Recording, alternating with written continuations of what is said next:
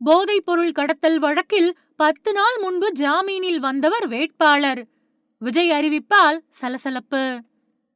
போதையில்லா தமிழகம் அமைப்போம் அப்படின்னு தேர்தல் வாக்குறுதி கொடுத்த விஜய், கஞ்சா வழக்குல கைதாகி 10 நாட்களுக்கு முன்னாடி ஜாமீன்ல வெளியே வந்த நபரை பேராவூரணி தொகுதி வேட்பாளரா அறிவிச்சது ரொம்ப பெரிய சலசலப்பை ஏற்படுத்தியிருக்கு.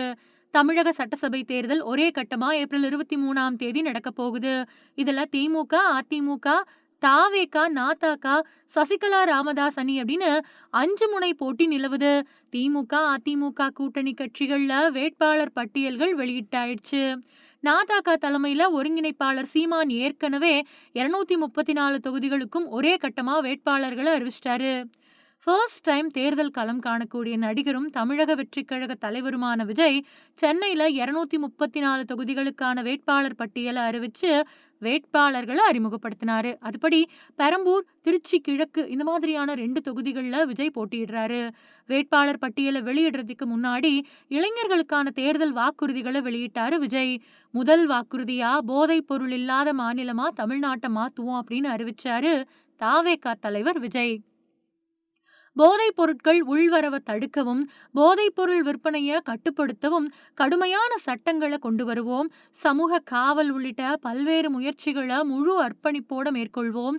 போதைப் பொருட்களால ஏற்படக்கூடிய மோசமான விளைவுகள் பத்தி பொது விழிப்புணர்வை ஏற்படுத்தவும், அதை தடுக்கவும் எல்லா பள்ளி அப்புறம் கல்லூரிகள்ல போதை எதிர்ப்பு மன்றங்களை நிறுவுவோம் அப்படின்னு அறிவிச்சாரு விஜய்.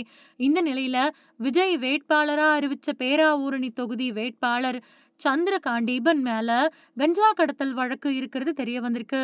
போன வருஷம் 13 கிலோ கஞ்சா கூட பிடிபட்ட இவரு 10 நாட்களுக்கு முன்னாடிதான் சிறையில இருந்து ஜாமீன்ல வெளியே வந்திருக்காரு.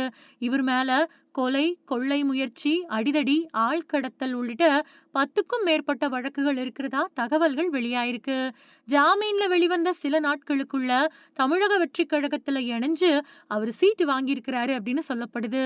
முன்னாடியே சந்திரகாண்டீபன் பாஜக மாவட்ட விவசாய அணி செயலாளரா இருந்திருக்காரு அப்படிங்கிறதும் குறிப்பிடத்தக்கது. தஞ்சை மாவட்ட தாவேகா வேட்பாளர்களை பொறுத்த வரைக்கும் பேராவூரணி தொகுதியில சந்திரகாண்டீபன், பட்டுக்கோட்டையில ஏனாதி சி மதன், ஒரத்தநாட்டுல அரவிந்த், தஞ்சாவூர்ல சரவணன், திருவையாறு மணிகண்டன், பாபநாசம் அசாருதீன், திருவிடைமருதூர் பிரபாகரன், அப்புறம் கும்பகோணத்துல வினோத் இவங்க எல்லாரும் போட்டியிடுவாங்க அப்படின்னு அறிவிக்கப்பட்டிருக்கு.